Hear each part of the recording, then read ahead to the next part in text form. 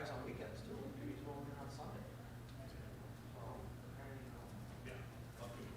okay. You didn't bring that thing?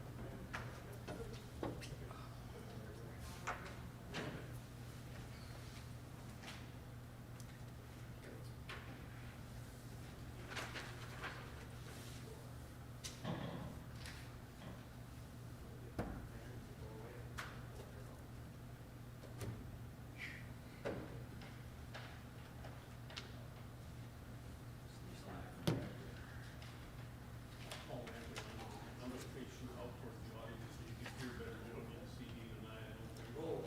Point it out so the microphone will pick up if you understand it, right?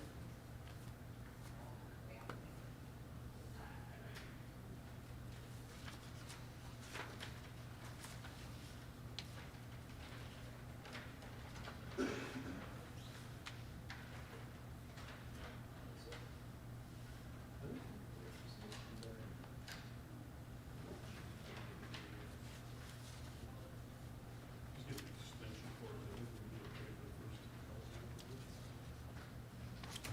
7:15, I'll call this meeting to order. I apologize for us being late. We were in executive session. And we just got done with that. So, a motion. For a roll call. Can you take care of it? Gresham? Angela, stay here.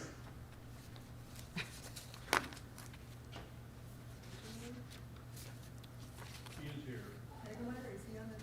Yes, Paul, you here? Yeah, I'm here. All right. Here. Here. Here. Here. All right, I have a motion to approve the December 15th regular board meeting and a still education. So moved. Julie moved, Second. Charlie second. Any discussion? All in favor, say aye. Aye. Motion approved. Verify the agenda posting. Hang on. You wanna go back to number 3? Yeah. You wanna report out Oh. anything from the executive session?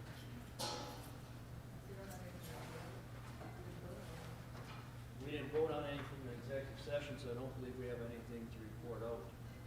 Correct. I don't know if there's anything We you just wanna met with Don and Chuck and discussed some stuff.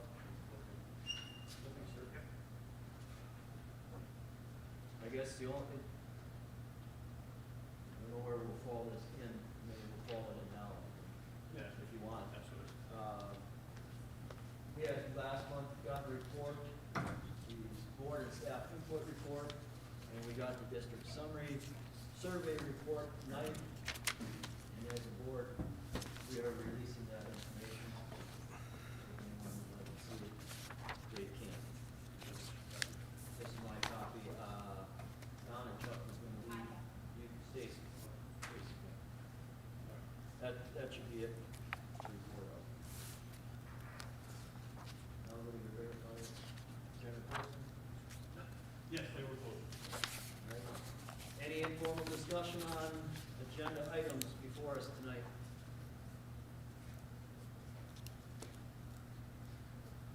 Seeing none, we move into our presentation. All right, we got Brian Poppy here. Brian's our Spanish teacher. He came to me a while back about possibly doing a trip with the Spanish Club for Spanish students about going to Belize in June of 2023. They work through a company that's done this before. Other schools in the area have used this company as well. I asked Brian to come and he's more versed with it and is a worldwide traveler and has a little more experience with this stuff. So I kind of said, Brian, you come present your stuff and then you guys can ask any questions that you guys got. Brian, want to take it over? Yeah, Sure. Hurry. Yeah. I will. So I've got, you wanna swing your mic? You bet. You want to sit here, Brian? Here, let's do this. Take a seat here. Here. Here. We'll just do that then. You're good. Okay. Brian, I would ask that you speak loudly because the two board members that are here via Zoom are using this microphone over here. Oh, okay. Pretty tiny, so. Sure. I do have a couple of packets here. Some stuff up for you too, you guys. Sure.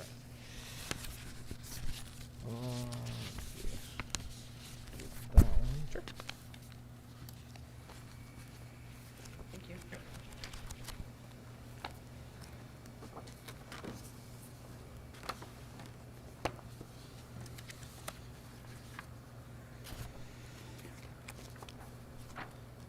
Oh, I should have given this one.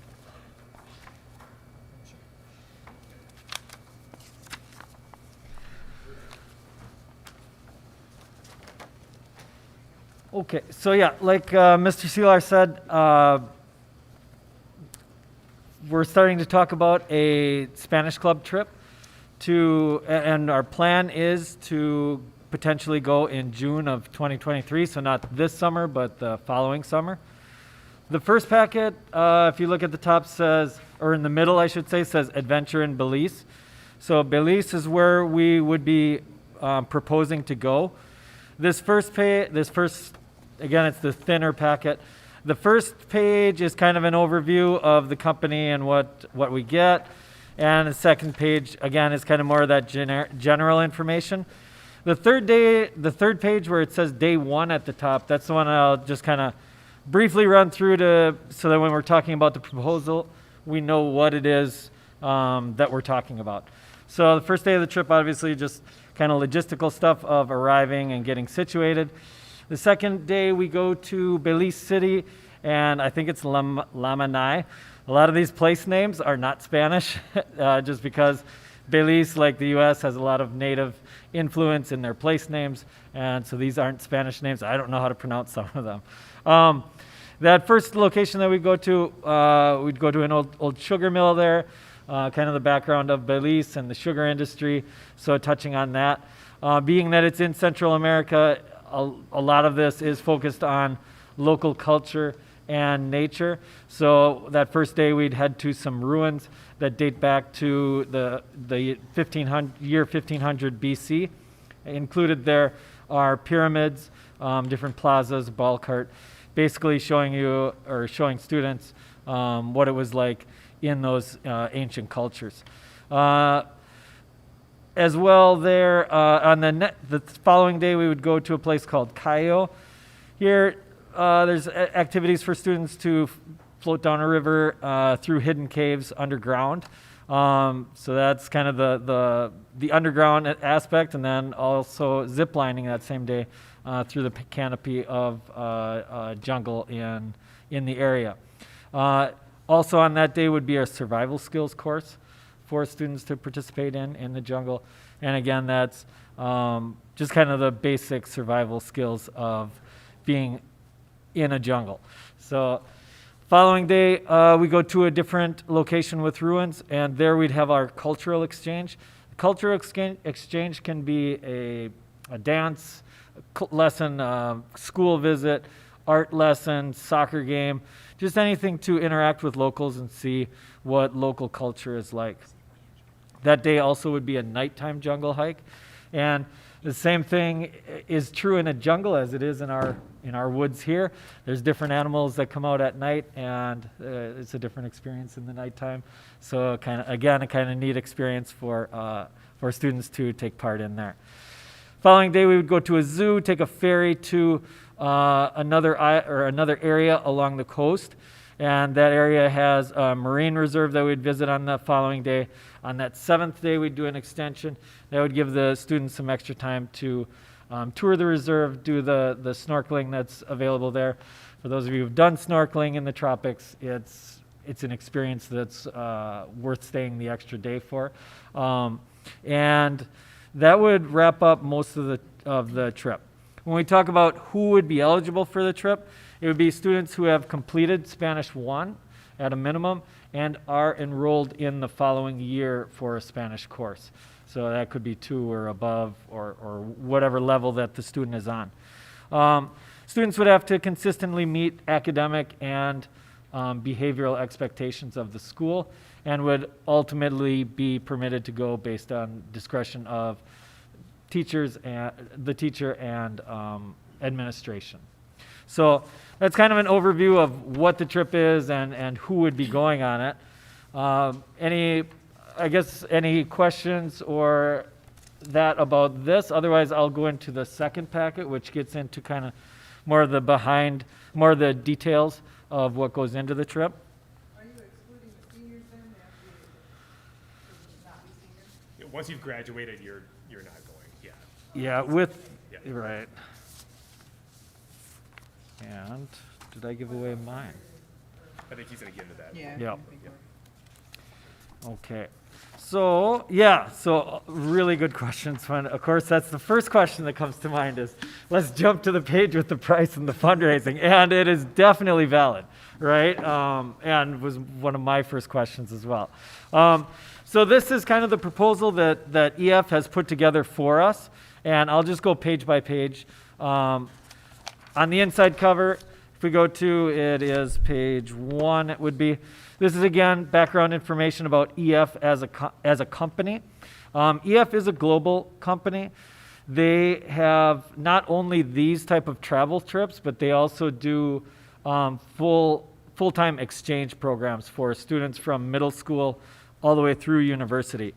They are in, I think it's 50 countries around the world. I've seen them. They're everywhere in China. They have programs for adult language learners. They have campuses here in the United States. They've got a campus in New York that hosts students from all over the world. So they are not a travel, they're a school that also does travel, right? So think of them, they are accredited just as a regular high school would be accredited. So EF kind of has these extra characteristics to it that make them, I think, a little bit more reliable than some of the other companies that are out there. And that educational certification is one of them. The next one would be on page 2, the safety. Again, this is something that sets EF apart. Because they have the exchange programs and these full-time programs in and around the areas where we travel, they have staff who live in these locations. And they have people who are on the ground 24/7 to offer support. So, again, their worldwide presence, you can see in the first part. They have a 24/7 emergency support team. This includes industry experts and healthcare professionals. They've got retired FBI agents that work for them and just are prepared for whatever situations that may arise. The people who are on that support team are also people who participate in designing the programs. So to kind of get ahead of some of those challenges or problems that might arise along the way, they're in the planning stages of these packages. The following page goes into a little bit more of the support. Again, that emergency support team is obviously available outside of regular business hours, and they also, if an incident comes up, they also help family to communicate from the U.S. to wherever the travel group would be. So, again, extra support outside of the country. When we get to tour directors, these are the people who are working with me right now to figure out which tours are right for us. And how to best make it manageable for our school. The support that exists with this is food allergies, travel, just medications, pharmacies, things like that students might need along the way. This is kind of that pre-planning stage of preventing any issues that we can prevent along the way. Chaperones. For every 6 students that go, we have 1 free pass for a chaperone. Beyond that, the spots are prorated. So if we had 6 students, obviously we'd get 1 free spot for a chaperone. If we had 10 students, those 4 other students would be prorated, so we'd pay 1/3 the cost for a second chaperone. So even though we wouldn't have 12, you know what I mean, we still get some credit for the students who are going. Insurance, they're insured $50 million in a general liability policy that covers the school, even if the school is not affiliated with the trip. So as Mr. Seeler and I were looking at school policy, this would not be for Spanish class necessarily. It would be for Spanish club. And that's just the best way for us to design it to fit within our policies. That's insurance for the school. As far as individual insurance for students and travelers, one thing that EF does is they allow you to cancel your trip, cancel or change the dates 45 days out from the trip. So it's a cancellation refund. It's not a voucher or anything like that. You get your money back. Especially with COVID, they have extra policies in place for that as well.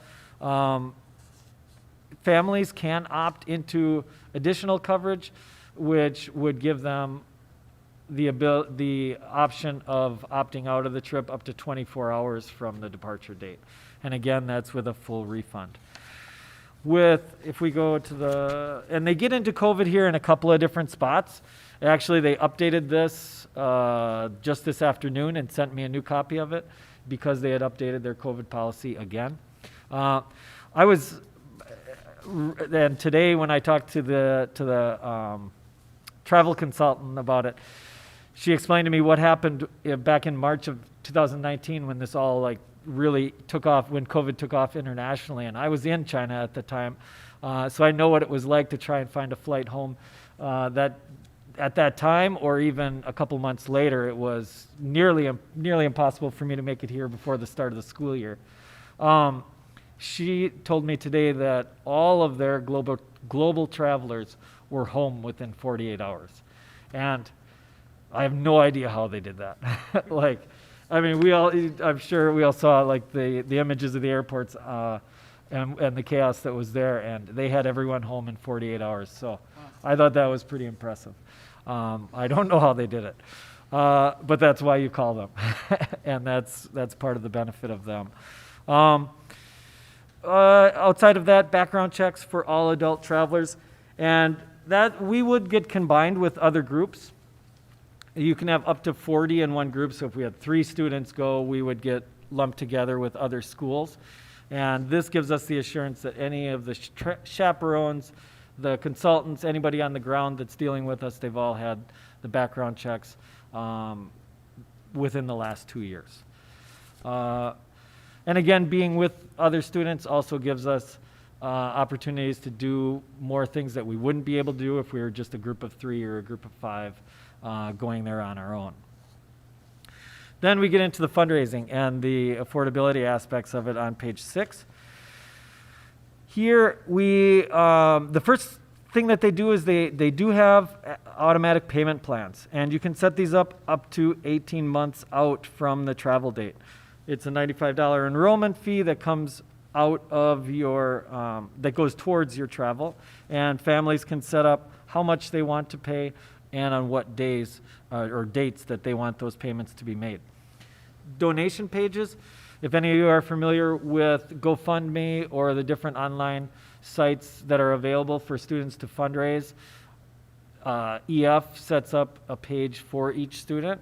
So a student has the opportunity to fundraise online however they can to raise that extra money towards their trip. There's also a scholarship fund that students can apply for. And of course, the earlier that we can do that, the better, as well, as those funds are still available further out from the travel date. There is a grace period from enrollment in case students enroll and then just not going to work out. You can withdraw and get a full refund as well. The next page goes through educational value, and they sent an educational impact report. There's a lot of fluffy statistics to go with it as far as satisfaction rates, student performance in classes, students' performance on the trip. And it is good information, but I think overall the value to students is just that hands-on experience of being outside the classroom, experiencing, the darkness at the bottom of a cave, or the smells of a cave, the smells of a local market. It's hard to explain, for me to explain to students when we're talking about Costa Rica. It's hard for me to explain to them what it smells like in a rainforest until you're there and you experience it yourself. And it's also, I think, intrinsically motivating for students who go through an experience like this. And sometimes, for me, growing up in Athens, choose your location. Shanghai is a long way away, right? And it seems impossible. But, you do a trip like this and you see that these types of things, these places on the map aren't just dots on the map. They're actually destinations that you can get to. And on the following page here is our itinerary and the pricing. The total for students is $3,235. And again, everything included from Chicago or Minneapolis, depending on which airport would be cheaper at the time. At the time that we were doing this, Chicago was cheaper. We have to get to that airport, but from there, lunches and dinners are all included, breakfasts and dinners are all included. Some of the lunches are, depending on the excursion. And then, of course, extras for spending money for students and things like that. That price also includes the extra protection for the insurance of students being able, or families being able to have that option of withdrawing 24 hours before the time of the trip. I can forward these links to anyone that wants to see them on the following page for the sample hotels. I think this is another thing that would set this company EF apart from the rest. I've looked at these hotels on different websites other than what they've sent to me, and they are well above average. You can travel cheap, there's no doubt about it, but in my experience, you get what you pay for, and sometimes you get yourself into a situation you don't want to be in. I've been there before. It's not fun wandering around in the middle of the night trying to find a decent hotel. So these are very good places. And then the sample meals that you can see, and that's an experience in and of itself for students, just to experience different foods and what different cultures do around at the dinner table. So yeah, that is kind of in a nutshell what we're looking at doing. Again, why we want to do this for our students is to develop global awareness and empathy. A lot of these things are hard to explain within the four walls of a classroom. There's nothing, for me in my experience, that built my confidence to do the things that I've done. That started with a Spanish club trip to Mexico in '95, and it showed me that it was possible to go anywhere and do just about anything. And the places that the students will discover on this trip are just the tip of the iceberg. They can go where they want from there. It just puts it more into reach for them. So, yeah, any questions I can answer, or anything that needs to be clarified? Oh, and sorry, one last thing. If you look on the following page, we've included a list of local schools that have worked with EF on similar trips. Medford High School, Chautauqua, Rice Lake, Barron, Clayton, and Chippewa Falls. Those are northern Wisconsin, which is the territory for them that we're in. I actually stumbled onto this looking at Granton's website, because they're doing this trip. I believe they're doing it this year, the exact same trip. So that is. Sorry. We would probably be around that 6-ish area. And depending on, when I haven't proposed it directly to the students, I didn't want to put the cart before the horse. So I thought come here first and then see where we go from there. But yeah, I don't know the exact numbers that we would have, but 6 to 10. I would say, just because I know we're in a glitch right now with EF tours and NHS trip, we need to be really forthcoming about what's required to go as far as health. Because the NHS trip is hitting the rails because of COVID vaccinations and Okay. stuff like that. So I think that would be important to put that up front if you start, soliciting to families, not only what the cost is, but like, if there's any kind of health requirements. Sure. Because that's kind of a terrible snafu that we're in right now. Right. And I think that'll be something And I'm sure that will that evolve. changes. Yeah, Yeah. exactly. So, right. But if they're at least aware of what would be required today to travel Right. there, This moment, this is what it is. yeah, I That's mean, a good point. just,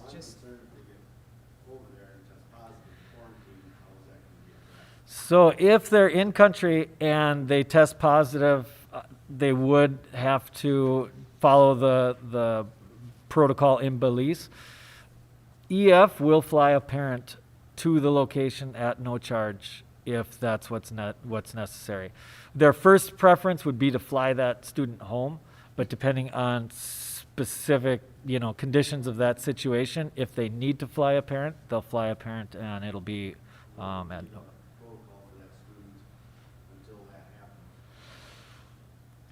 Dependent. and I'm sure that's gonna be an evolution That's gonna be too. it's a Right. year and a half out, so who knows what that's. Yeah. I'm sure that's gonna evolve too. But I think the best you can do is just make people aware of what it would be today if it happened. Right. And it makes me hopeful though, because I have money in EF that I need to spend now from a trip that's canceled, so. Okay, yeah. And that's something too, I mean, it's a good point that we would probably set up, I guess the way that I would handle that, just off the top of my head, is like we were saying at the time of enrollment, these are the requirements, and then just kind of do a check-in, Yeah, either monthly or every 2 months, whatever, to let everybody know, hey, these are still the requirements, or this has changed, and this is what's Right. the expectation now. I would just be really forthcoming, because Right. you might find that some kids' parents won't Right. participate in that fashion, and Sure.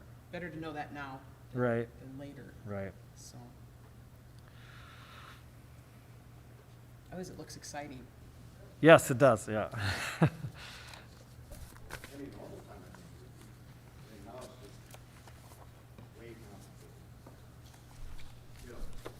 Well, it's certainly more complicated than it would have been 5 years ago. Brian, what's the timeline on getting registered and getting our signed up? When do we have to let them know? So their idea is 18 months is when you should know if you want to go or not. And again, that's for fundraising purposes and giving families time to plan financially, to give them enough time, rather than at like 6 months saying, okay, we're going to go this year in June, and it kind of catches people off guard. And to get these things set up and families planning and things like that. So 18 months they recommend. They will do it closer, but they said the participation rate will be. Yesterday wasn't the deadline for getting us registered. Well, as far as firm deadline, no. They I thought just. I read April in here or something. Right. That was just their recommendation. Recommendation, yep. I think, I forget if it's 6 or 4 months, something like that, but again, hard to plan. All right, you heard the presentation, what's your pleasure? Motion to approve. I would second it. All right, we have a motion to approve the trip to Belize. Drew will second it. All in favor? Say aye. Aye. Opposed, same sign. No. Motion passes. Board approved. Okay. Thank you. Thanks. New old business. Proposal number 22-23 district calendar packet is the calendar that we had proposed or had presented to you last month. The OWPA has looked at it, in fact, they looked at it before last month, and before last month's meeting, and given their sample approval, they did not recommend any updates or changes to it. So I would ask your approval for the 2022-23 calendar. So moved. Second moves, Todd seconds. Any further discussion on it? All in favor, say aye. Aye. Opposed, no. Calendar passes. Next item, update on the building project status, the solar project and the BWD grant.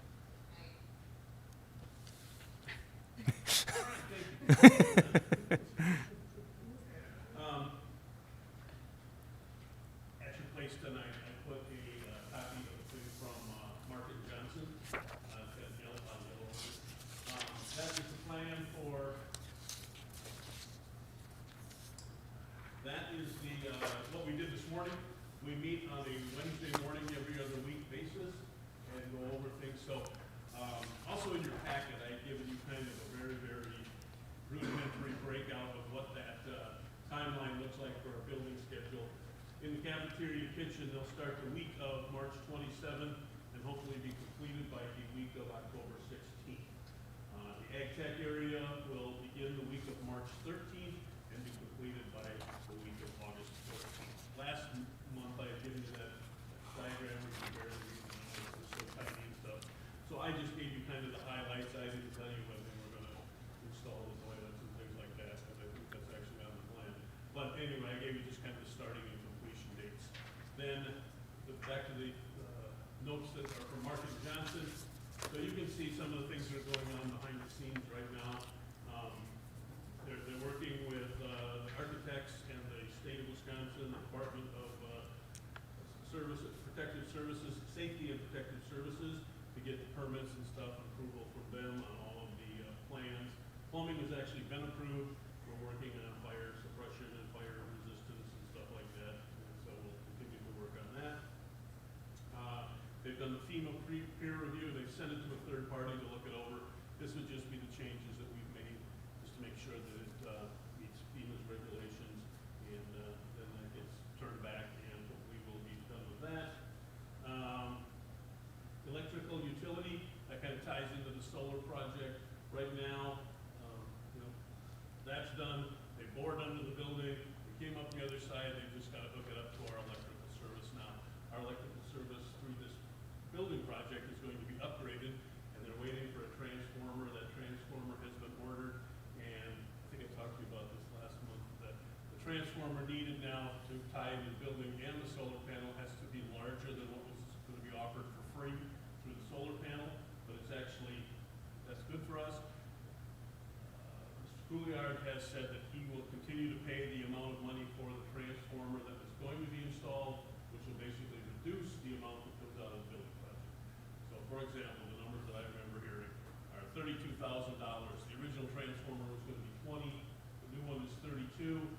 Cal will pay the 20 that he was going to pay originally, which means that we only have to come up with 12 instead of coming up with 32 to do the upgrade for the whole project. So that's being done right now. I think we've ordered the transformer. We're just waiting for it to come in. We have ordered it. The company, solar energy company, has ordered that. We had a meeting last week where we looked for some utilities, especially the fiber optics that are coming into the building, which currently run directly underneath where the building will go, and that won't work out well with digging the footings and stuff. So they are going to relocate that, and that meeting went very well. We've got the Dirks group coming in. We've got some extra fiber or extra lines coming to the building, so they're going to determine what those are, and if they're dead, they're going to get rid of them for us. So that we're hopefully going to do in about 2 weeks. Working still on the water. The water utility will have a new service for the addition. It'll tie into the existing out there where the fire hydrant is outside my office there.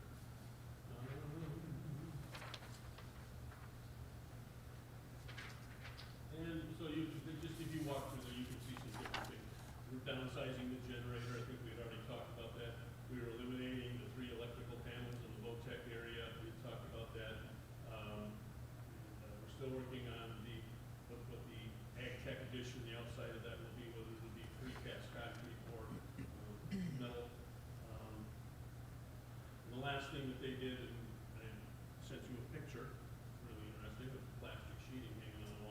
but we abated the asbestos that we needed to move for the project in those 3 classrooms in that hallway just outside the kitchen wall.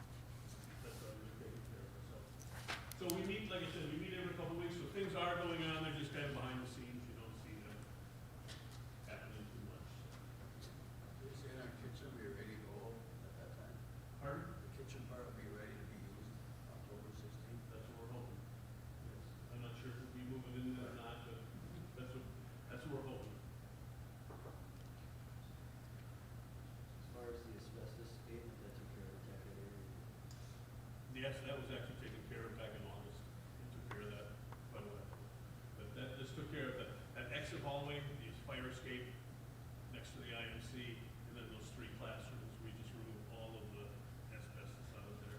Had to take some bulletin boards down, chalkboards down, because the glue that was holding the chalkboard on the wall was asbestos. So we removed them, ground that off, took up the tile. The tiles actually did not have asbestos in them. The glue that holds the tiles on the floor had asbestos in it, so they had to grind that off. So if you look at it, it actually looks pretty clean now. It's concrete floor.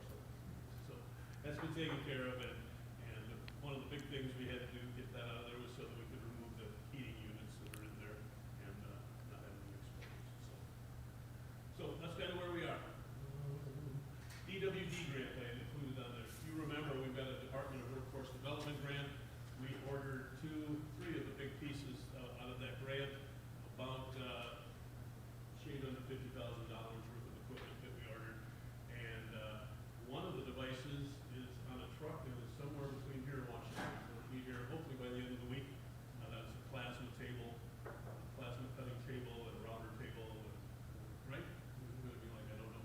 Well, hopefully it's next week, so we can get a forklift on. Yeah, hopefully it'll be next week. We just received word this afternoon that it shipped. We saw it on the trailer, and they send us pictures so that we know that it's looking like everything's in good shape. So when it gets here, we have to do the same thing and send it back to them so they know it arrives safely. But we'll need a forklift to get it off because it weighs 75 tons, and it's more than we can have 15 kids hauling it off the trailer.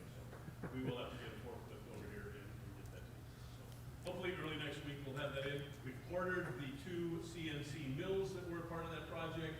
They're still being built, and they thought they would be ready in a week or 2. We thought the middle of January was when they would be.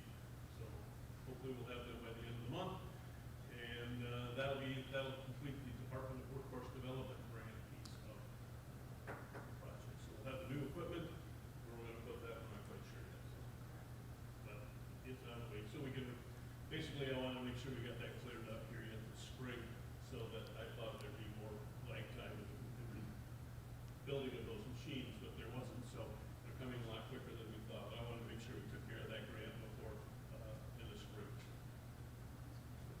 Are there gonna be any more solar panels put on the? Yes, I think what they told me is that those edges, they'll put more on there. Yeah, they had some extras that they were going to put on. Any other questions for Bob on the building projects and updates? If not, we'll move on to the next item. We changed, proposed to the current COVID return to school plan. Big change that I'm looking at or requesting or recommending, or everybody's recommending right now, is the CDC, the updated CDC guidelines, which are in your packet. It's a photo of a nice picture.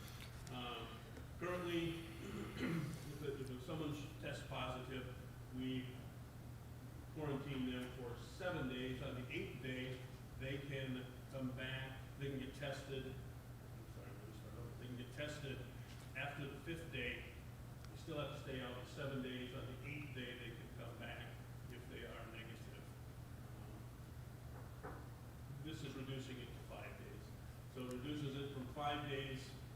In reality, it's 6 because the day you get tested and show positive or start symptoms is day 0, not day 1. We were using day 1 before. But anyway, that's day 0, so you have to sit out 5 days. If you have no symptoms or symptoms are improving, I'm not quite sure what that means, but whatever, you can come back on the 6th day. So, but you are required to wear a mask for 5 days after that.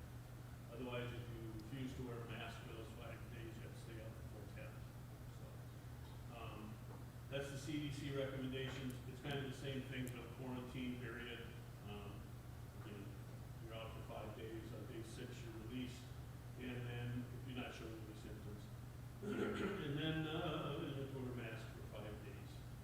You do not need to quarantine if you're fully vaccinated. So I guess I would, if you're so inclined, it basically shortens up the quarantine period for both positive and close contact people, which is a change to your return to school policy that you set already. I'll make a motion to do as says, from 10 days forward, or 10 days back. Moved by Todd, You're referring to doing what this is? Yep, I would second that. seconded by Julie. Any further discussion? Can I say approve updated CDC guidelines? Yeah. Okay. Yeah, that makes it a little clearer. Seeing no further discussion, do you want to vote voice or roll? All in favor say aye. Aye. Opposed, no. Motion carried. Next item on the agenda. We have more information on the fishing club. Last month, we had brought up the idea of a fishing club, and as we discussed it, we had developed more questions than we had answers. And so at last month's meeting, Ben was planning on being here, but we sent him home because I think last month we had some pretty bad weather. And we brought it back to you, we got some more answers, and Ben is here to discuss the fishing club and answer any questions that you might have on it. Ben Martin, you want to stand up so that they know who you are? Here it is. Ben Martin, marathon recruit. So why don't you, Matt, why don't Yeah. you tell us what you found in your research and then Yep. answer questions. So I think the thing last month we were talking about is, do we want to run it through the school or don't we want to run it through the school? And I reached out to the president of the WIFA, is that right? WIFA, Wisconsin Interscholastic Fishing Association.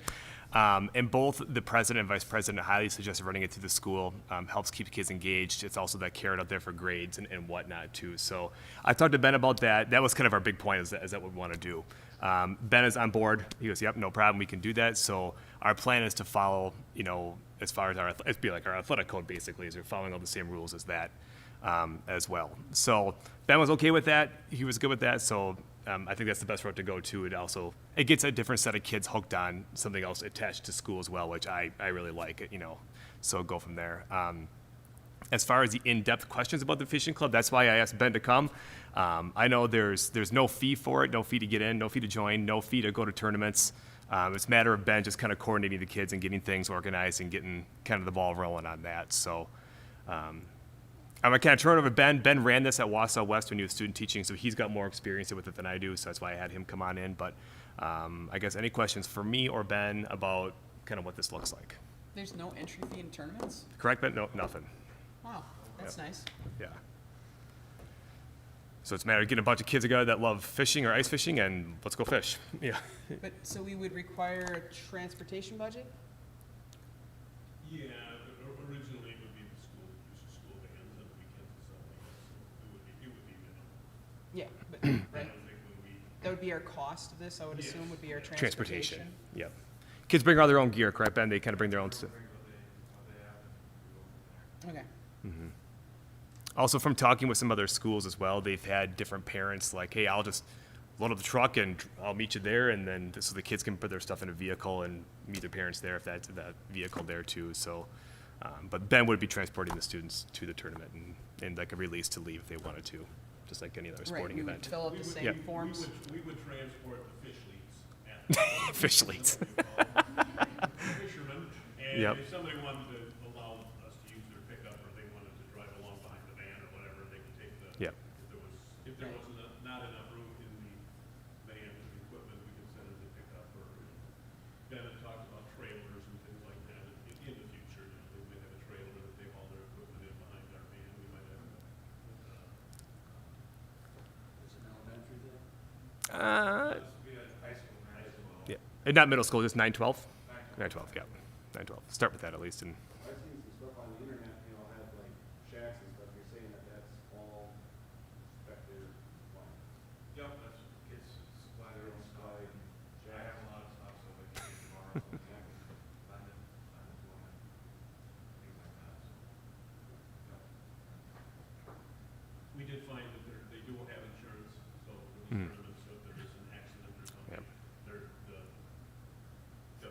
So there, the WIFA. FA. The Fishing Association has liability insurance. So that's what Yeah, I think, yes. that came from the president. Yep. himself, Yep. Okay. the organization.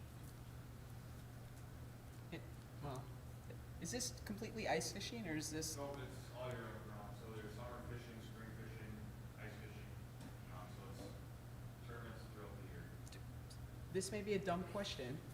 Do we have rules on, are we fishing from shore or on boats as far as, they would have to follow DNR requirements for life jackets, right? So usually the rule, I think that state law is actually 16 and under are supposed to wear life jackets while the big motor is running. Okay, When I was at West West, all students would wear a life jacket pretty much at all times.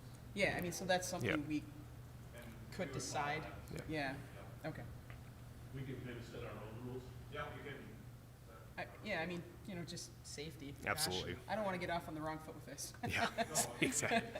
Have a bad accident, Yeah. that'd be terrible. In those, in the spring and summer fishing tournaments, do the kids bring their own boats and is it a? Some kids do. I have not had a kid do that. My parents have let me use their boat. Okay, so they, So I'll have to talk nice to them. But a lot of times kids do bring their own boats. So we'll discuss that with them. Yep. Up to them at that point.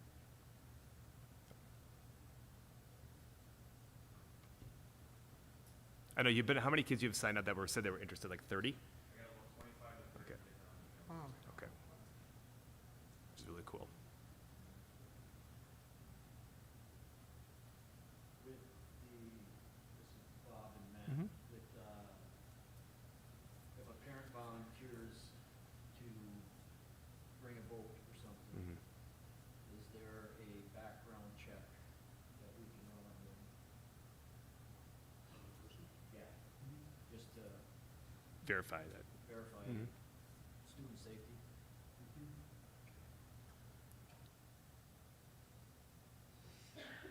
Here's my question on that.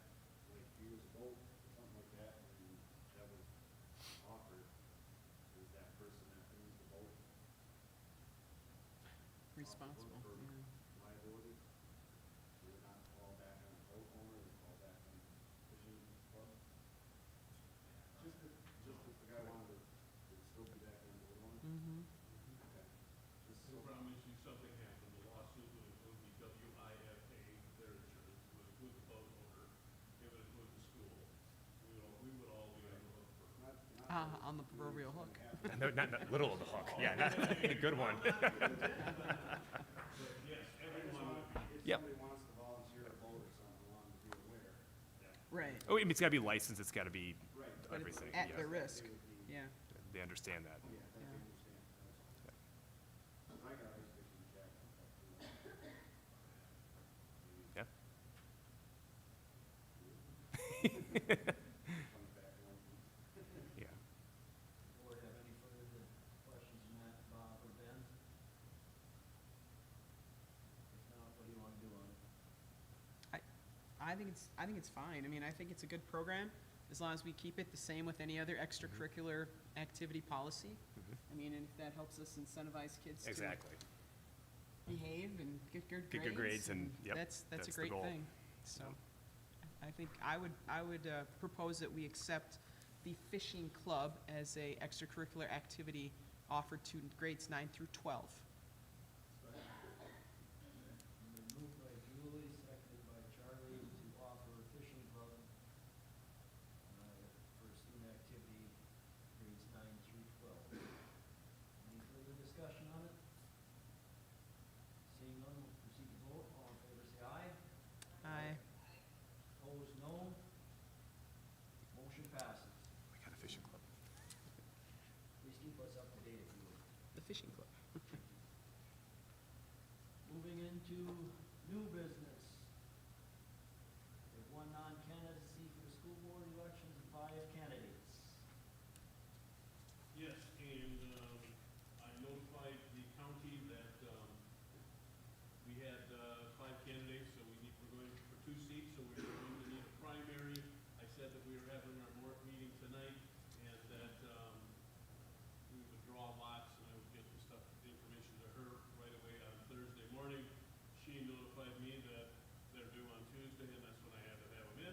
So I did a little research and found out that, yes, we did have to have them in by then. That law changed, I think, a year ago. And, but drawing the lots, we just had to have it open to the public. It did not need to be posted as a meeting, or it did not need to be done at a meeting. So Monday morning, Angela stopped in after dropping her kids off for school. We did a drawing, we drew lots in the high school conference room. I put it out on Facebook so that people would know that we were doing it. And we did draw the lots, and so we do have an order. That information was sent in Monday afternoon, and the county clerk was very happy. We did have 5 candidates. I think I gave you a list in your packet who they were. That's not the order. I think I put that out on Facebook, and I can get that for you if you want, what that'll be on the ballot. So, again, we were determined to have a primary. Christine Jensen, the county clerk, then called me and wanted to know if we would vote to consolidate some of the polling places, some of the counties. And I said, well, I don't know, I've never done that before, we've never had to do that. Why are you asking us where people vote? So, anyway, she then contacted the township clerks, who every one of them called me to let me know that they were in favor of that and wanted us to change that. And I said, well, we would discuss and hopefully vote on it tonight. So, at your place tonight, I gave you a sheet that talked about the consolidating of voting places. And the only reason that they want to do this is so that they don't have to stay open 8 hours and take 3 poll workers $12 an hour to sit there for one voter to maybe come in and vote. The town of Withee has 1 registered voter in the school district of Owen-Withee who hasn't voted in, I can't remember the last time they had a number on their tally sheet that comes in for canvassing. So they would have to be open though for 8 hours. Town of Beaver, I think, has 9. The town of Reesburg has 1, and I don't know about the town of Mayville. But they were going to then move them to those locations. Christina Jensen will post the Class D notice, which says where the polling places are, and then the township clerks will post on their door site that they can go to. So if someone shows up to vote at the town of Reesburg Town Hall, they'll be told to go to the town of Longwood to vote. They did say that we need to vote on that in order to make that happen. I didn't know you could do that. I didn't need it.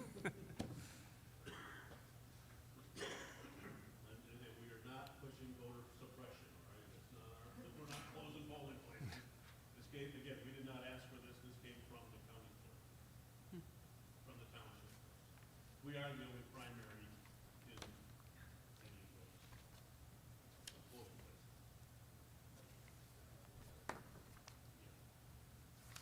So there'd be nothing we need to act upon. Yes, you do have to. You Yeah, we vote have to- approve the consolidating of the polling places as presented.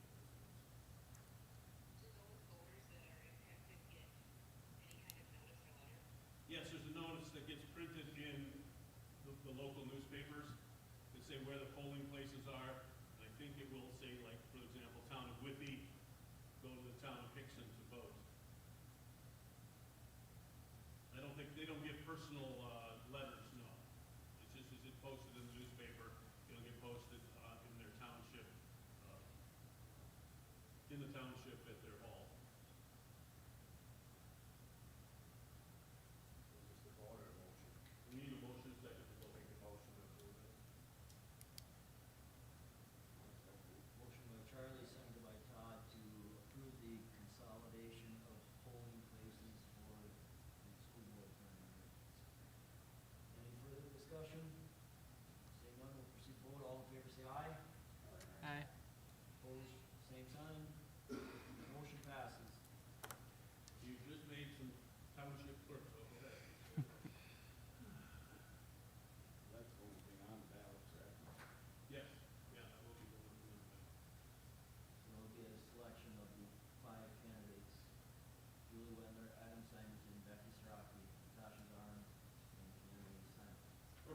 Barbie. Yes. Becky. Yes. Spoke too quick. Sorry. Hang on just a second, let me see if I can, hold on, lose you, Angela.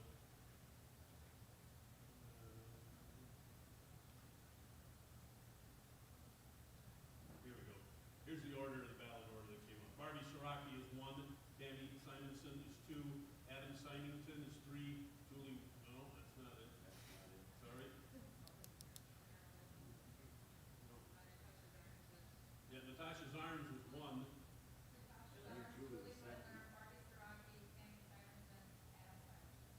Thank you. All right. Next item. Driver's education. Okay, I had asked the 2 local or area driver's ed providers to give us a quote for providing driver's ed, kind of in the same format that we currently have. We have our driver's ed behind their classroom portion in our summer school. We would count them as summer school students. We would pay the instructors a certain amount of money, and then we would give them all of our behind the wheel drivers. And the one from Greenwood decided they didn't want to, they already had their schedule set up, so they didn't want to participate. And the guy, the group from Abbotsford said, basically there was no difference. They were offering us what they offer any kid, anytime. So that was a little discouraging. Then we do have one person on staff who's interested in getting certified as a driver's ed instructor. I think it's 20 class hours, 20 credits, something. It's not extensive. It's not like you got to go away to college for a semester to get certified to do this. She's in the process of building a house, so she didn't think she could do it right away. She thought maybe in March. I don't think we can do it the next year. So she's looking at doing it. We're trying to recruit one other person to maybe do it. We've talked to him. He's expressed a little bit of interest. He's thinking about it. So we've got a couple of staff members that might be willing to do it. I do know of one retired driver's ed instructor that might do at least the classroom portion. I do know another area person that is a driver's ed instructor that might be willing to do it. So we've got some options. We have to look at the original hopeful thing that we would get one of the driving academies to do it. We'll keep looking, keep working on it. How soon do you think we would know that? Just for those of us who have kids that are approaching that Well, we're going to try to have it for this summer. for this summer? Yeah, Okay. we're going to try to offer it for summer school this Because you know how it is when you have a kid close to getting their temps, they get really agitated by this. And you don't think of it, but it's actually, the summer school is for kids who have just completed their freshman year, or Yeah. kids that have just completed their Eighth grade, year, right, or because older. they moved it to 15 instead of 15 and a half now, so. Well, yes, and you want to get them done with the classroom portion so that they get the behind the wheel portion done, when they're 16. Yeah, Well, if they turn 16 in the middle of their sophomore year and haven't taken driver's ed, so they didn't take it between 8th and 9th grade, then they miss out. yeah, So, yes, we're planning on having it for this summer. good. I appreciate that. You'll keep us up to We'll keep date. working on it, yep, Bring us yep. back again Yes, if needed. yes. All right. No action required, so we'll No. move on to the next item, which is the district financial audit. We had presented that to you, no, we didn't present it to you. Yes, we did, we had it in the spot last, we didn't have a chance to look at it, so we brought it back this, month, after you've had a chance to look at it. Again, no major findings, no findings really at all, it's the same thing that we've been working on or fighting through or whatever with our auditors. Auditors are very happy with what's going on here, had no problems or issues. Again, because we are so small, it's hard to have the segregation of duties if they want, without hiring 2 or 3 additional office people to just do those small things. I move that we accept the audit as presented. Moved by Julie, seconded by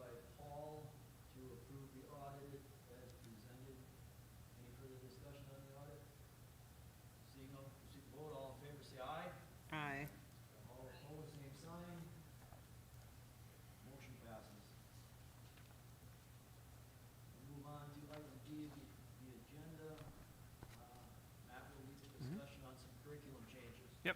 So I reached out in fall and to all departments and said, please get me any course proposals or changes you want to make by December. Kind of got that all organized, met with the departments. There's basically 2 departments that propose something, art and CTE.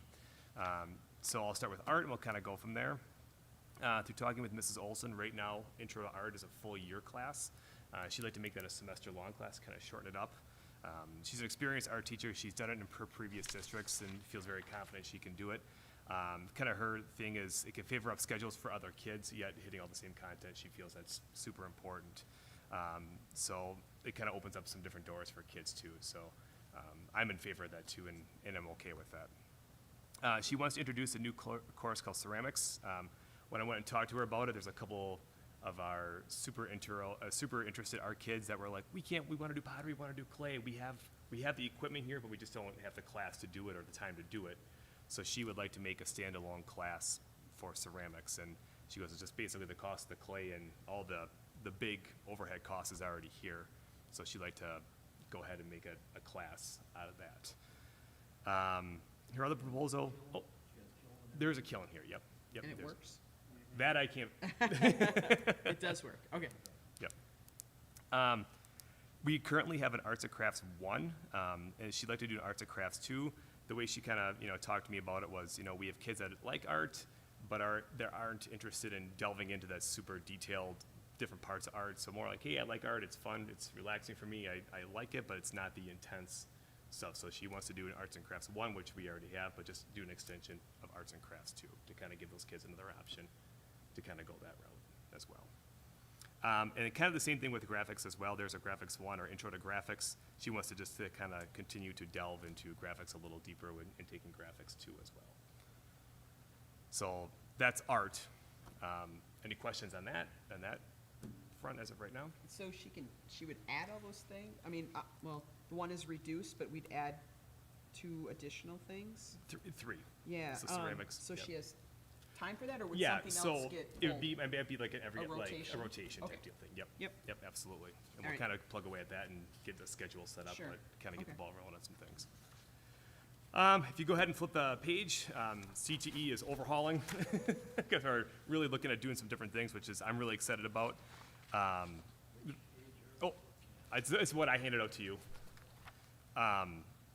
Through talking with Mr. Green here, web page design now is kind of a foregone thing. A kid can make a website in 5 minutes through any kind of builder or whatever. So it's kind of a dying thing, I guess. So he's proposing a leadership and group dynamics class. All the descriptions are here. I don't want to go into too much detail, but I think it's a really cool thing right now. I know I'm doing like a leadership lunch. Caleb's been a part of that too, and kind of wants to make a class out of it too, and kind of do some different things. Get some kids going with business and leadership and things like that, which is pretty cool. Yeah, that's good. Yep. Advanced animal science is basically kind of an independent study. There is an animal science. Just kind of wants to hit those kids that maybe want to go a little more detailed and kind of do it as an independent study, and working with Caleb on that as well too. And Caleb would kind of guide that a little bit too, and work with those students individually about what that kind of looks like. If that makes sense. Currently, we have a natural resource management course, and forestry is a part of that right now. Talking with Caleb too, that's a lot of content to cover in a semester. So they kind of want to branch forestry off, still keep natural resources, but branch off a forestry class to kind of get into some more details and things along those lines. And then also introduce a landscaping class as well. So any questions on that page right there? I know Caleb and Travis are here too to answer any questions you have too. I can kind of keep plugging away here if you guys don't have any questions.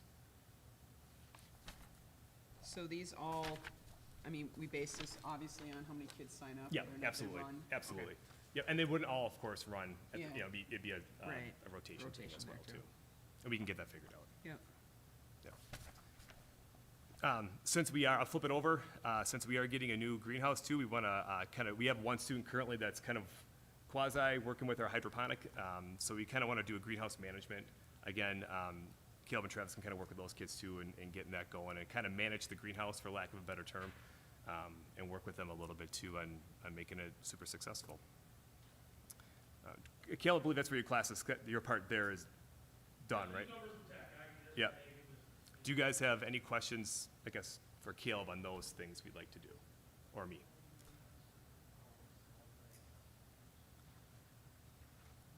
No, I'm excited about the leadership thing.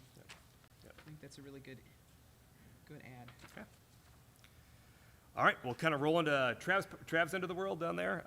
Welding 2, just to kind of expand on, Trav, I think you kind of told me about working with different kinds of metals, correct? And just how to weld with different kinds of metals so kids have more experience with different avenues of welding, as well as obviously a lot of our kids are very hands-on kids here. So, CAD, Trav, do you want to talk about CAD a little bit too? Computer-aided design, AutoCAD, SolidWorks, SketchUp, everything else in between, Landscaping Pro, those kind of softwares. We currently dabble in a little bit here and there, but when it comes to the new pieces of equipment that are on the way, the CNC machines, the CNC laser, the kids need to be more privy to how to design things in three-dimensional on a computer. And then when it comes to Mr. Green's landscaping design class, they need to be able to actually do that kind of work with a different program for him to work there. So CAD's going to be kind of falling into all sorts of different realms. We have been doing CAD the last several years through CBTC with the mobile manufacturing lab. They have brought the software and we've got to use it, but only for 1 quarter. So if we're getting any experience, it's like 3 weeks. We're just tipping the, getting the tip of the iceberg in terms of the potential of what they can do. We have had success in that little bit of time. We've had a few kids in the past really jump into CAD. They really like it, and they excel with it to the point where we have given out a couple of CWSA certifications, accreditations in AutoCAD. So it's definitely a class to bring us to 21st century.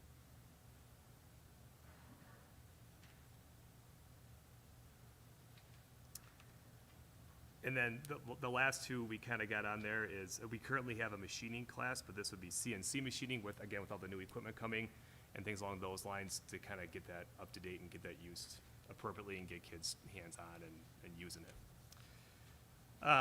Last one would be on the backside, and then we currently have an engineering class, or electronics class, I'm sorry. Mechatronics is kind of the next realm of that, or next step up from, so it's kind of just replacing that a little bit and just going to be more updated with what's currently in the industry as of right now. So really we're working at updating, kind of getting to the 21st century with our CTE stuff is what we're kind of, the goal here is.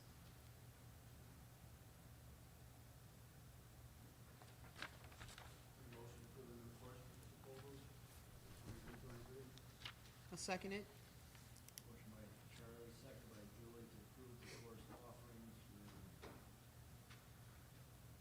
2022-23 school year. Any further discussion on them? I guess my only question is, will Mr. Green have enough time between his business courses and adding these courses? Well, the guy never leaves school, so he's got plenty of time. No, I'm just kidding.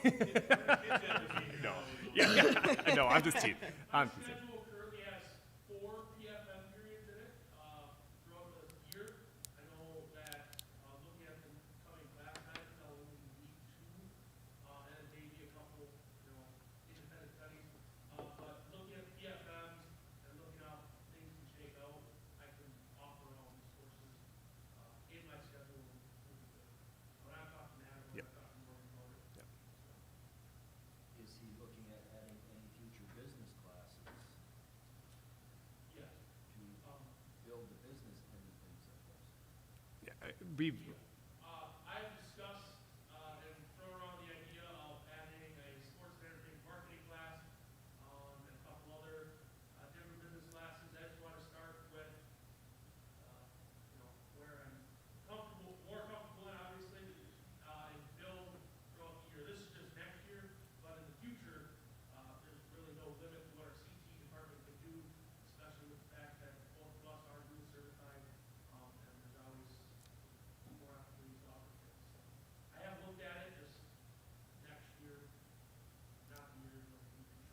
I did meet with these guys too, and they've got 5-year plans. Like, this is ideally, if everything shakes out, this is what we want to do. But we're just kind of taking one thing at a time as of right now, and just kind of. We'll be back with more.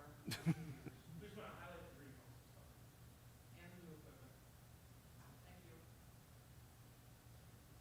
All right, all in favor, say aye. Aye. Opposed, no.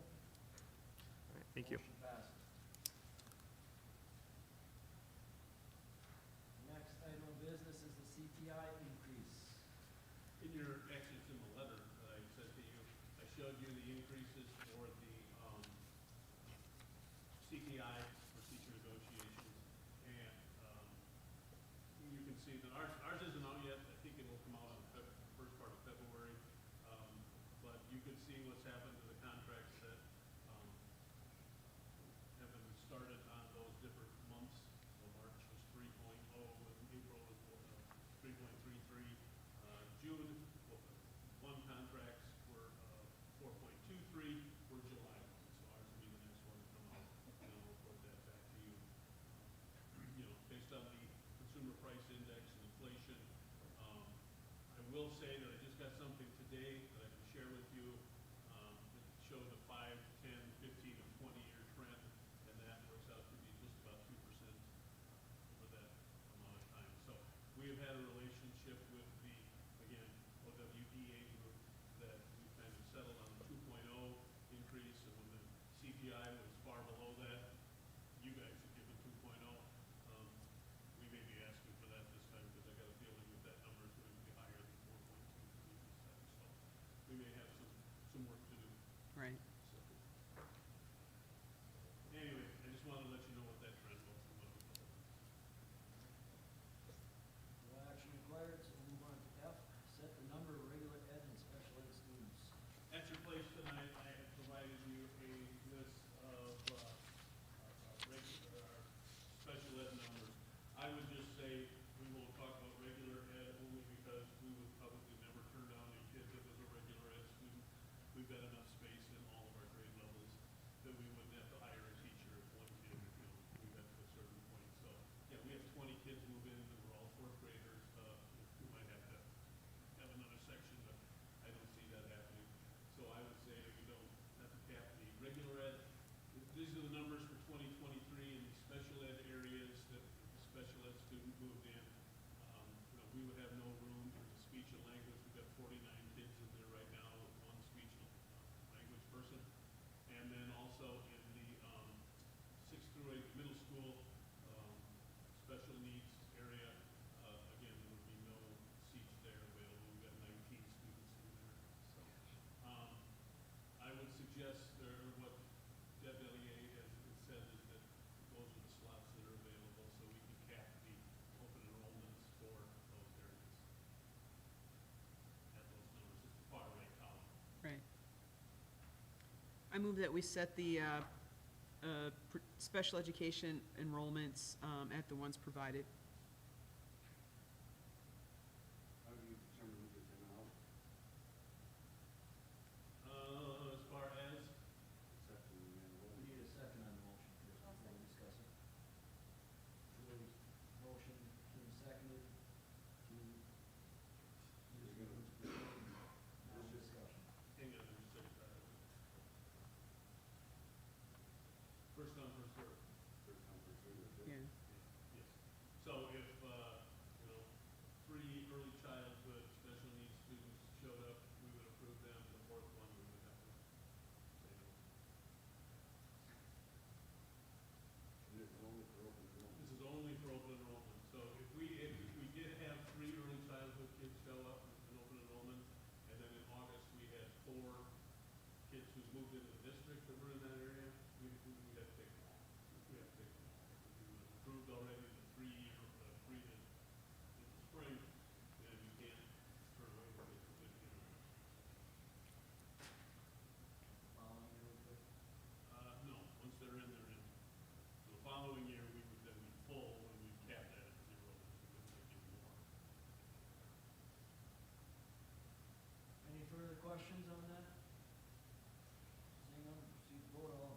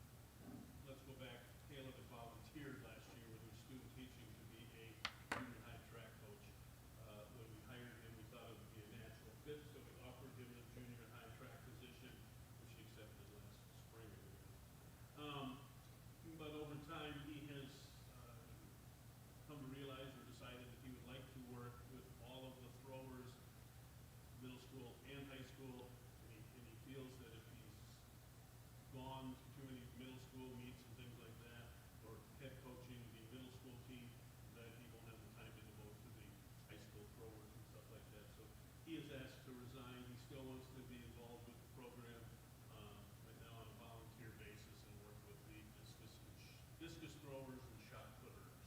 Did I say that right?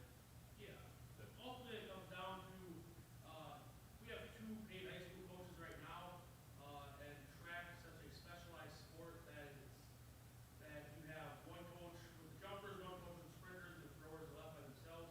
And throwing is one of the more dangerous aspects of track, so I just want to make sure I can devote my time to best serve our student athletes, and take them to the heights that they're capable of.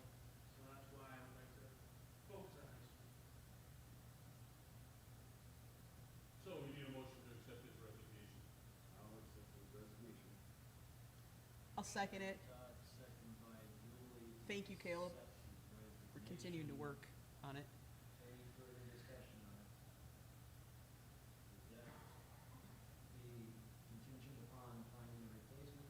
That's right, he's a replacement, that's typical, I think that's contractor handbook language. Once we get his resignation, we'll post it, we'll see if we can find something. All in favor, any further discussion? All in favor, say aye. Aye. Was it, no, my last. Never walk, it's faded. Opposed? Sign. Motion passes. That's a good one, Charlie. Next item is H. We need to set up a couple of committee meetings, the tech committee and the building and grounds committee. You want to work with us in setting dates? Sure, yeah, well, we wanna do it now, or, just with the holidays and everything, I didn't get the meeting scheduled, and I know we talked about it back in December, so we can look at doing it, hopefully, get this month, or before our February meeting, and then report back up. I was a little worried because we talked about setting committee meetings, and we had no agenda, and I didn't know if we actually had a reason to meet or not. But Paul did talk to me about a couple of things for the tech committee, questions that they might have or something like that. And then the buildings and grounds, I guess, unless there's a reason, typically we meet like in March to go over the stuff that we want to look at for the summer, and give Brett a chance to give us a list of things to work on in school, so we may meet more in the March timeframe there, unless you want to move that meeting forward, that's whatever. But yes, I can work with you, and we'll get something scheduled when it comes to the tech committee and the buildings and grounds. Alright. No action needed, so I move to I. The home girls basketball game on February 14th. Does this impact anyone, so we need to move our meeting? Or not? But then the only problem is we will have to move our meeting, because I don't think we want to have a meeting going on while the basketball game's going on in the gym here, where we might not be able to hear, so we have to go back up to the IBC. Seems acceptable. Is that all right? Yeah. Well, I just didn't want to get caught like we did this last time, where somebody pointed out to me it was the day after the board meeting, that, oh, we have to do that meeting for this past Monday, so, okay, we'll leave it on Monday the 14th, and we will, move it to the IBC. Alright, no action needed. Move into administrative reports. I'll go first since Julie's not here. All right. No, just a couple things going on. Middle school girls basketball up and started. I popped down there today. 23 girls out between 7th and 8th grade, which is awesome. 12 7th graders and 11th, 8th graders, and Darren and Jenny got them just rolling down there. So it's been fun to pop in once in a while and see how they're doing. End of the semester is creeping up next week. It's Thursday, January 20th is the last day. Semester exams will be Wednesday. It'll be odd periods, 1, 3, 5, 7.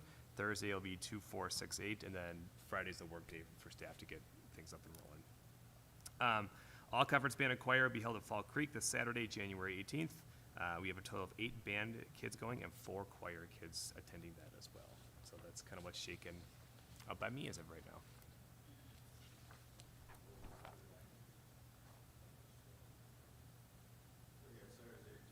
Oh, is that the wrong day? This Saturday. Yeah, this Saturday night, yeah. Yeah. All right, Mr. Coach. Yeah, Yeah.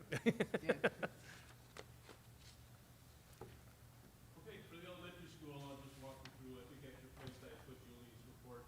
She just was thankful to everyone for the Angel Tree project, and she listed several people who helped with that. It was Perry Ingredients employees, Little Tykes Learn and Play, school staff, Emmanuel Lutheran Church, the Nazareth Church, the Holy Rosary, and many community members who helped bring gifts for the students. Also a huge thank you to Mrs. Lisa Korn for organizing the event. She's done this several years now, and it goes very well. Teachers' lounge is overflowing with presents for needy elementary kids.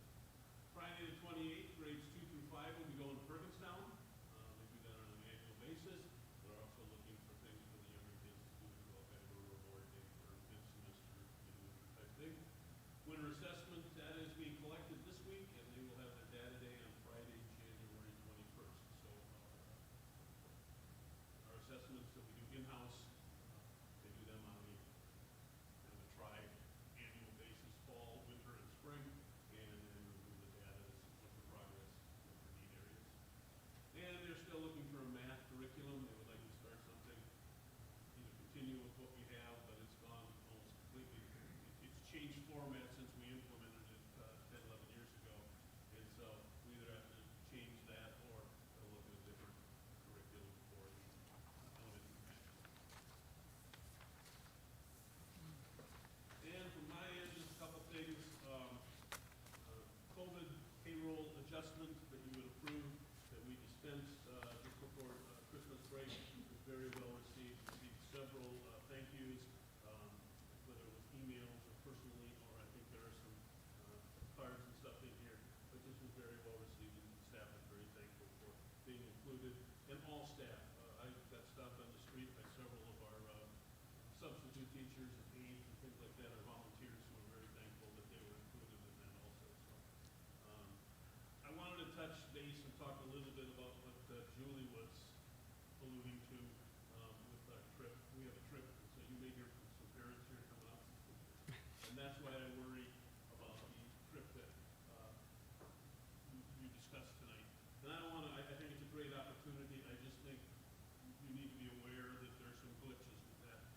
We offer a trip to our National Honor Society between us and Greenwood. We go together. We normally have at least 12 kids that go, so we get 2 chaperones, and the trip is paid for. And however many years, that's gone very well. Last year it got canceled totally, so we weren't out any money. This year, we're going along fine. For some reason, it's not 45 days before the trip that you can cancel. For this trip, it was 110 days that you had to cancel. Well, that 110 days, I think, was December 11th. And over the past week or so, both New York and Washington, D.C. have implemented vaccine requirements to enter those cities. And of the 11 kids that we have going, 3 are vaccinated. And so we were not really prepared to fight that fight to require those kids to get vaccinated to go on a trip. So we've been working with this company. It happens to be the same company. And they have this COVID promise, and the COVID promise says that if the trip gets canceled, you get all your money back. Well, they have not canceled this trip. There's just a requirement to have a vaccination. If you don't want to have the vaccination, that's fine, but you don't get your money back. Morgan has fought with them, and we have gotten to where they will give us a voucher so a kid can go on a trip next year, or you can take that voucher and sell it to a National Honor Society kid who might want to go next year, that kind of thing. But they don't get their money back.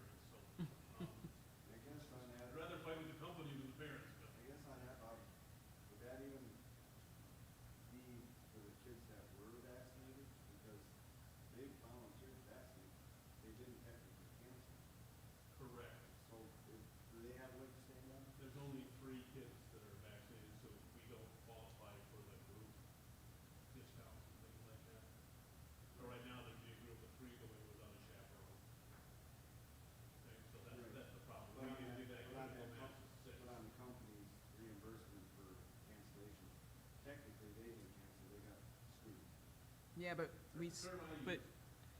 yeah, but we kind of, I mean, I don't want to say we got screwed by our own people, but, I mean, that's the way they're gonna spin it back to us, right? Is that, well, it's not our fault, you only have 3 kids that wanna vaccinate.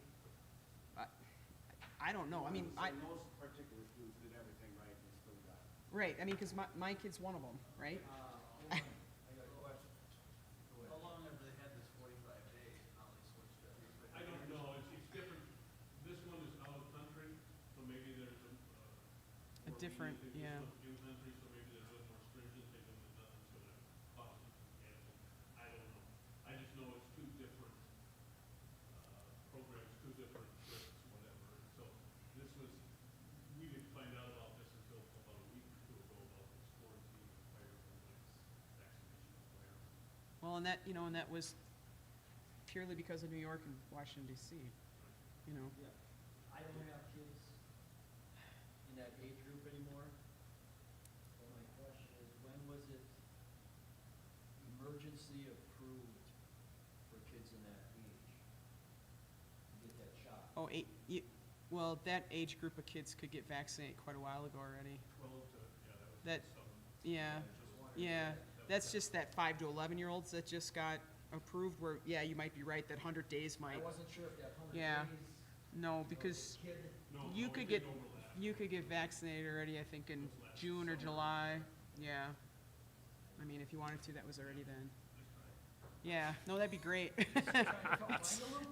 You know, and I know there's a lot of people are upset. I mean, I think I'd be really upset, but I have another kid that you can transfer the voucher to a different child, and that's why I made that comment. Well, at least I could maybe move my money to that trip, you know, for my oldest son, but can you transfer that money you can sell it to another person. to a different family?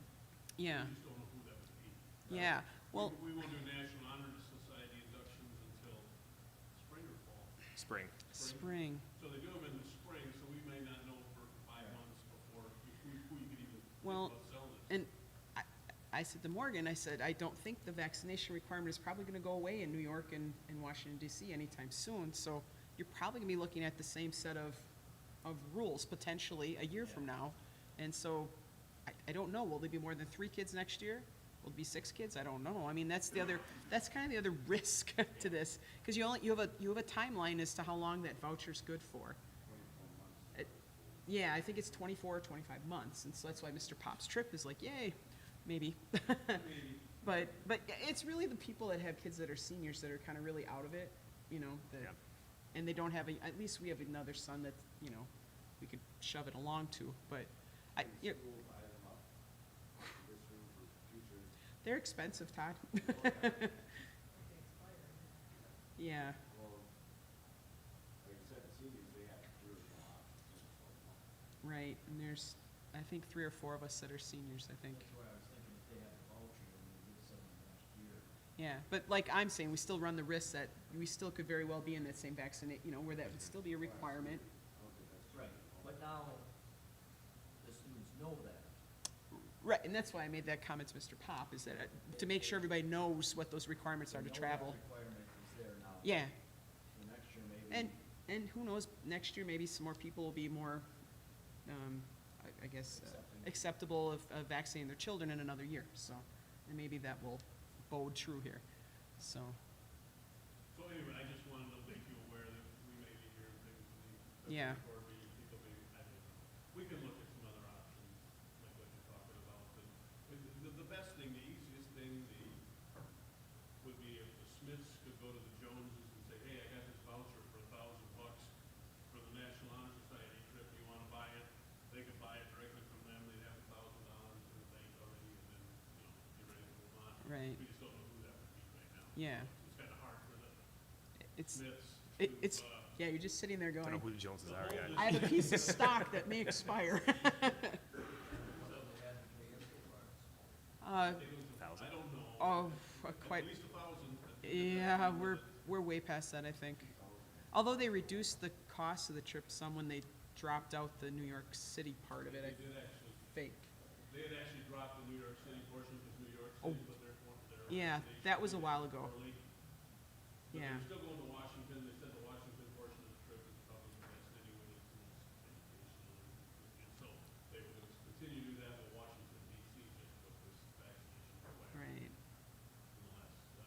And I know Morgan had talked about looking at other, you know, like trips around there, but again, you may very well get to the same problem. We had looked at going to Florida.